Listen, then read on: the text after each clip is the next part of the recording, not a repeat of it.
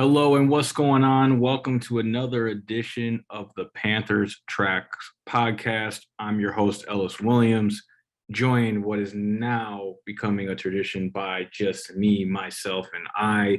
If you're watching the video, I know you can't see behind me because it's blurry, but I'm back in a Spartanburg hotel room, battling y'all, enduring, not because I'm tired, just because, like my former high school football coach used to always say, you will face adversity, and I battled some adversity today with the commute down here. Traffic is terrible. I show up to check into my hotel room after a day of reporting, and they don't have a king bed available for me. So I'm in a room with two queens, which one of the beds is completely unnecessary.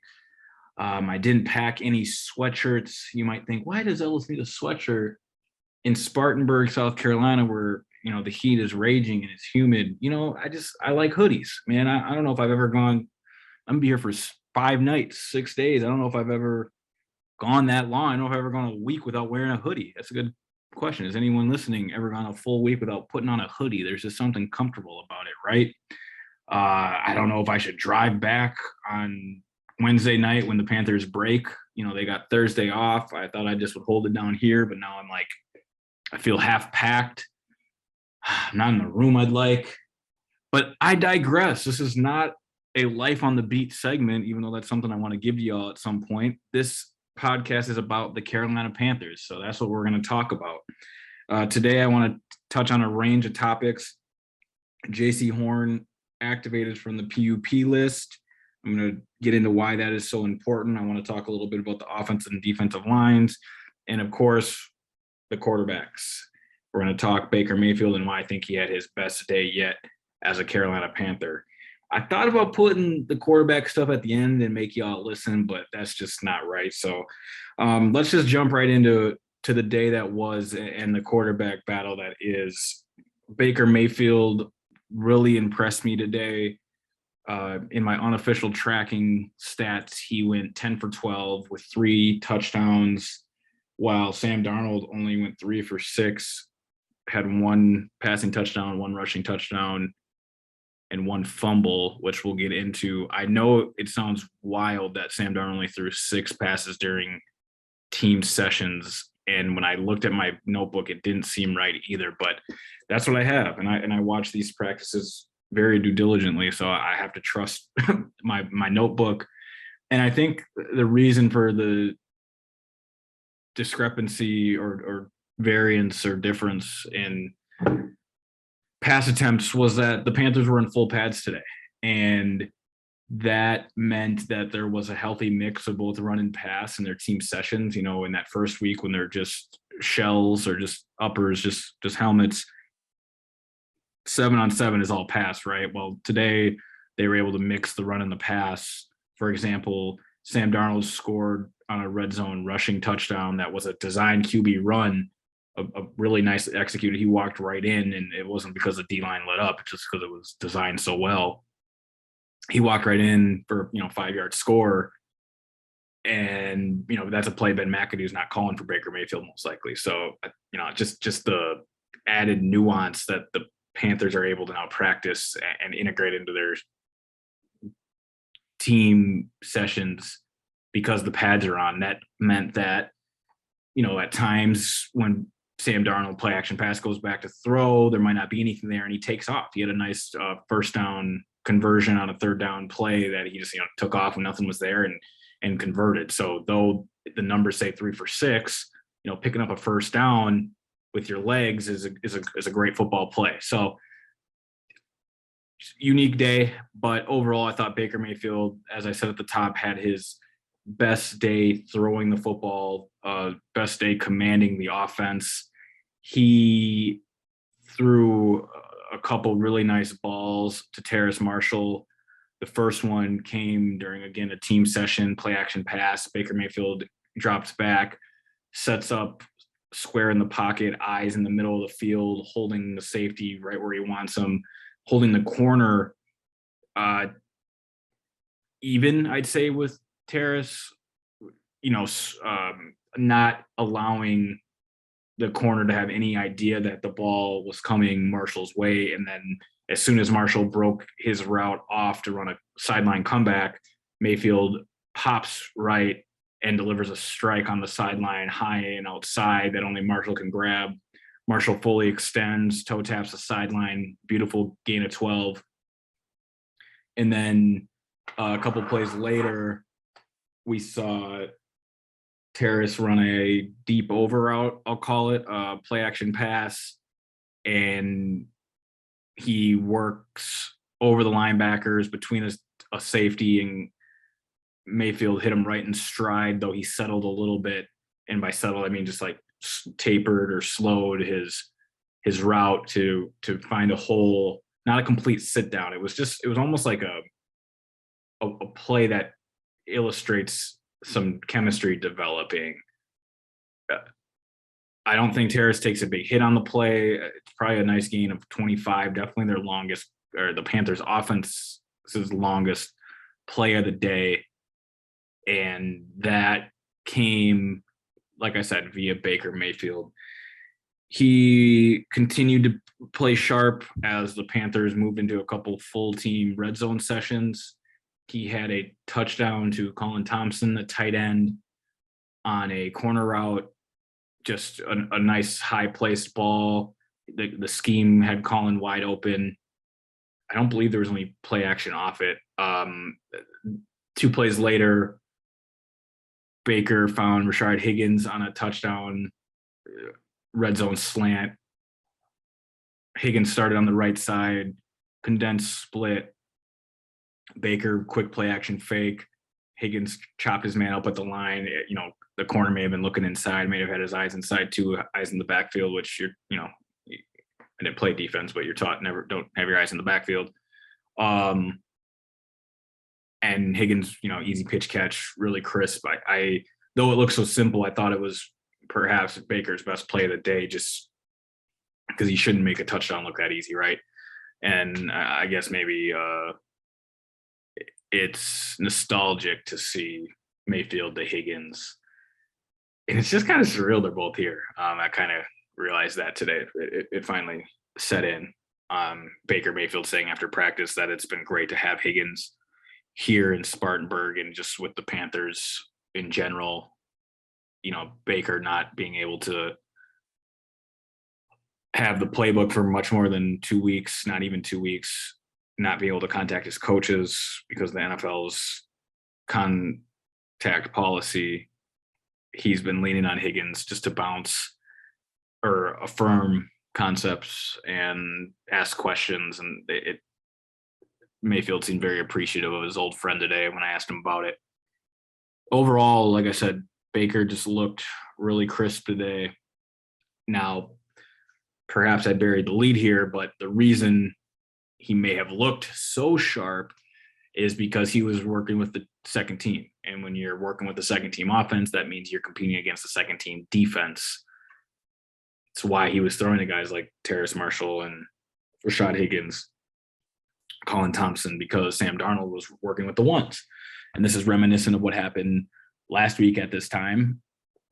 The first day they practiced, Sam worked with the ones and Mayfield worked with the twos, and tomorrow they'll flip. I even thought about not podcasting today because I didn't want to get too, have the fans or put out a message to the fans that would have them get too ahead of themselves on this Baker Mayfield's best practice, because I wanted to see what Baker does with the ones tomorrow. And if Sam looks as crisp tomorrow with the twos, then, we're right back where we started. I wrote on Sunday that this quarterback competition isn't a complete gridlock, and I expect it to stay that way for a while.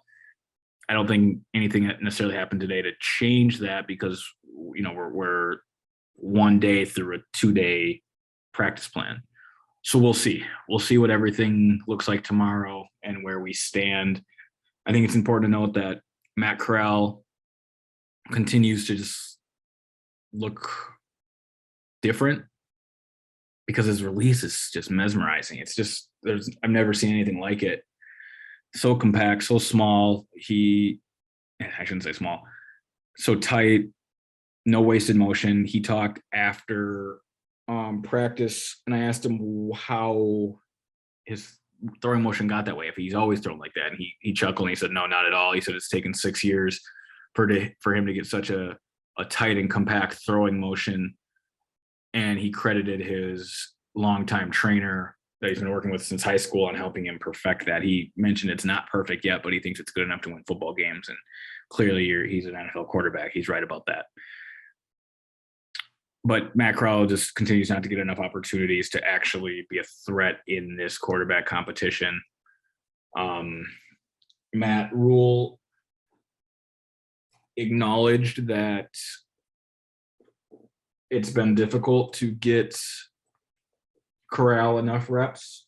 Him and Ben McAdoo talked after the Saturday practice about how they'd love to get him more reps, but it's just sort of the nature of the beast that, excuse me, I'm taking stuff out of my bag, some old Jimmy John's here that I can't wait to eat later if it's not too soggy. Got to get my laptop charger. I'm just, me, always prepared. If you didn't hear the top of the podcast, I'm always prepared, honestly, over prepared for everything I do, and never need to scramble at the last second to make or execute things that I have in plan or motion. That's just the L Will way. Always be ready. All right, so that's kind of the quarterbacks. We are sitting at an incomplete, and I can't wait to talk to y'all tomorrow about, that's just my preparation. That's what preparation sounds like. Let's slide to JC Horn. I wanted to lead with this, but I know we love quarterbacks, so I shook up the opening lineup a little bit. JC Horn activated off the PUP list today. That happened while I was driving to Spartanburg. So I obviously had my assistant send out a tweet about how JC Horn was going to practice for the first time this training camp, and perfect timing with the pads on. JC is going to remain quite limited. Matt Rule said after practice he's day to day. He elaborated slightly on the injury, saying that it wasn't necessarily in like the exact spot that he just, that he had surgery on in his right foot. It just was overall foot soreness, whatever that means. And the doctors said that once he stopped reporting about the soreness, that they could start to ramp him up. And that's exactly what they did. It was great seeing JC out there in shoulder pads and helmets and thigh boards. This defense, I think I've said this on this podcast before. If not, you'll hear it right now. You're going to hear it for the rest of the year. I think JC Horn is as important to the Panthers defense as Christian McCaffrey is to the offense, because Carolina can't play the complete scheme it wants to without JC in the lineup. Having JC, Dante, and then CJ Henderson gives them three corners that they're comfortable lining up man-to-man against anybody, which then leaves Carolina 8 defenders to do with as they please. You could rush all 8. This isn't Madden. You're not getting engage 8 much in this league. Cover 0. I guess you get a good amount of cover 0, actually, but that doesn't necessarily mean only 8 guys are rushing. They're going to put more, NFL teams are going to put more than 3 receivers into a pattern, especially on third down. So my point is, when you have 3 corners that you're comfortable locking up and playing sticky coverage against any 3 receivers, then that allows you to really get as exotic or multiple as you want with those 8 other guys. You can drop 2 others. You can have robber coverage. You can rush 5. It just opens up everything for this Panthers defense, and specifically, of course, defensive coordinator Phil Snow, but also secondary coach Steve Wilks and what he wants to implement and how he wants to use his 2 safeties, Jeremy Chin and Xavier Wood, to continue to just look sharp. JC allows the Panthers to be whatever they want to be on defense, and they're going to need him all year, which is why I don't think we're going to see much of him until he's completely ready to go. I don't think it's anything to worry about. I had John Ellis, who stole my first name and decided to put it on the end of his name, asked me a great question on the radio today. He said, can a player once activated from the PUP list be put back on it? And I still need to make some calls or send some texts about that. I've just been going nonstop, and honestly was flustered by getting the wrong room and not packing any sweatshirts that I've been in my head since about, I don't know, an hour ago at 6. I'm quite melodramatic. If you guys aren't realizing, everything's fine. Life is great. I just like to gas things up and have fun and create conflicts that don't exist, because things get boring if you don't. I was raised as an only child. You have to keep things interesting on your own. It's the only way to just keep swimming. Just keep swimming. So all of that being said, I don't see the Panthers doing much about their defensive line anytime soon, trying to transition here from the secondary to the D line, because like I've been saying, having those 3 corners at your disposal allows you to create pressure however you'd like to. And Matt Rule said last Tuesday that they don't see pass rusher as a huge point of urgency, because they want to unpack or fully decipher what they have up front in the Marquise Hayneses and the Ettors of the world, maybe some Frankie Luvu on the edge, before they go out and make any moves. And now that the pads are on, the Panthers had their first chance to see that today. And Matt Rule said that before practice. Phil Snow said it best to him, saying that this is the week we find out if we can stop the run. And I thought that was great insight. I appreciated the peek behind the curtain there, because he's right.